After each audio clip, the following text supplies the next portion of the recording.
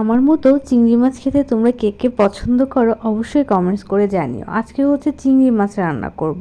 তো এখানে মশলা করে নিয়েছি আদা, রসুন, পেঁয়াজ সব কিছুই দিয়েছি, জিরা, তারপরে হচ্ছে একটু কাঁচা লঙ্কা, আর উপরে হচ্ছে একটু লঙ্কার গুঁড়া আর হচ্ছে ধনিয়া গুঁড়া আমি মশলার উপরে দিয়েছি যাতে একসাথে আমি রান্না করতে পারি। আর আদাটা একটু কম দিয়েছি, পেঁয়াজের পরিমাণটা একটু বেশিই আছে। তো দেখো মাছগুলো সুন্দর করে আমি ধুয়ে পরিষ্কার করে নিয়েছি, পুরো খোসাটাই ফেলতে পারতাম কিন্তু খোসাটা ফেলিনি, কারণ খোসাটা মাঝে মাঝে রেখে এভাবে রান্না করতে ভালোই লাগে। অবশ্য চিংড়ির মালাইকারি করলে আমি পুরো খোসাটাই ফেলে দিই। তো দেখো লবণ হলুদ মাখিয়ে নিচ্ছি, আর চিংড়ি মাছ কিন্তু হতে খুবই কম সময়ে হয়ে যায়। আজকে দুপুরে যেহেতু খিচুড়ি খাওয়া হয়েছে, তো বৃষ্টি হচ্ছে, ভীষণ রকম বৃষ্টি হচ্ছে, তো ভাবলাম যে তাহলে ফ্রিজে চিংড়ি মাছ আছে, চিংড়ি মাছটা একটু ভুনা করি। গতদিন রান্না করেছিলাম কুমড়ো দিয়ে, সেটাও ভালো লেগেছিল। তো এখানে দেখো তেলের ভিতরে চিংড়ি মাছটা দিয়ে দিলাম, এখন হচ্ছে হালকা করে ভেজে নেব। চিংড়ি মাছ কিন্তু বেশি ভাজার প্রয়োজন নেই, অনেক সময় আছে যে মালাইকারি চিংড়ি মাছটা না ভেজেও দেয়া যায়, তো আমি হালকা একটু ভেজে নেব।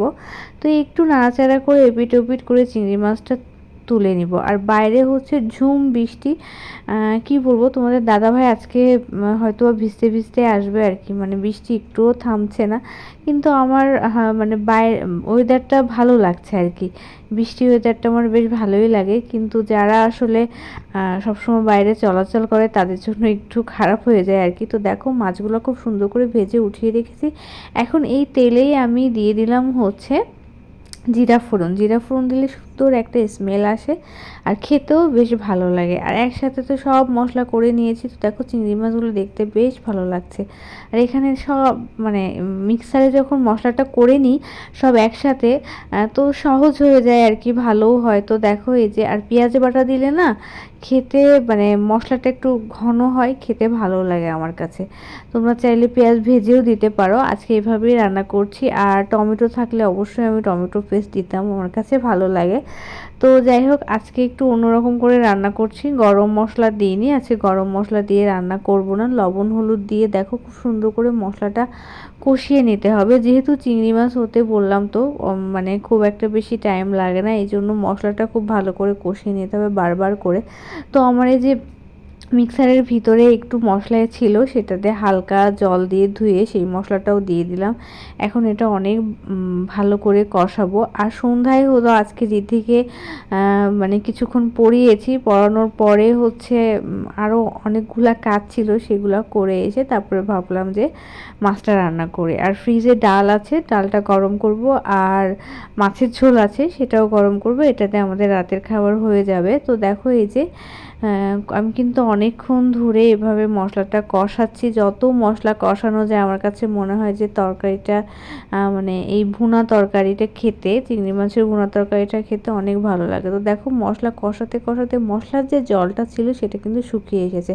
আমি এখন চিংড়ি মাছটা দিয়ে জাস্ট মশলার সাথে চিংড়ি মাছটা খুব সুন্দর করে মিক্সড করে নিব, খুব বেশি ভাজার প্রয়োজন নেই, মিক্সড করে নিয়ে জাস্ট যতটা ঝোল রাখবা পরিমাণ মতো জল দিলেই হয়ে যাবে, খুব একটা বেশি জল দেওয়া লাগে না। তবে আমাদের কি বলো তো, আমাদের সবাই না একটু ঝোল, মানে তোমাদের দাদাভাই যে কোনো তরকারিরই অনেক বেশি ঝোল খাওয়া পছন্দ করে, না হলে সে ভাত খেতে পারে না। তো আমি হয়তো বা হালকা মানে যতটা একদম শুকনো শুকনো না করে একটু ঝোল ঝোল রাখবো আর কি। তো এই যে জলটা দেওয়া হয়ে গেছে, এখন কিছুক্ষণ রান্না করে নিলেই আমার মাছটা হয়ে যাবে। লবণটা একটু চেক করে নিব। আর তোমাদের কাছে যদি ধনিয়া পাতা থাকে অবশ্যই নামানোর আগে ধনিয়া পাতা দিতে পারো, খেতে কিন্তু ভীষণ ভালো লাগে, আমার কাছে নাই। আর কাঁচা লঙ্কা দু একটা ছিল, সেটা আমি এর সাথে পেস্ট করে দিয়েছিলাম, একটু শুকনো লঙ্কার গুঁড়াও দিয়েছি কালারটা যাতে সুন্দর হয়। আর কাঁচা লঙ্কা থাকলে একটু ছড়িয়ে দিবা নামানোর আগে, আমার কাঁচা লঙ্কাটা শেষ হয়ে গিয়েছে, তো এই কারণে ছড়িয়ে দিলাম না। তো দেখো এই যে আমার কিন্তু তরকারিটা প্রায় রেডি হয়ে গিয়েছে।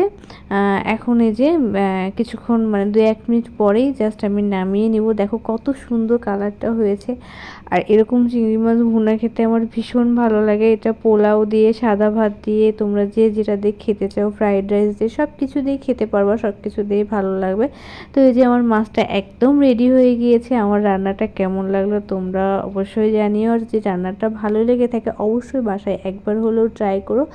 আর আমার ভিডিওটা ভিডিওটা ভালো লাগলে লাইক, কমেন্ট, শেয়ার আর সাবস্ক্রাইব করো। সবাই ভালো থেকো, সুস্থ থেকো।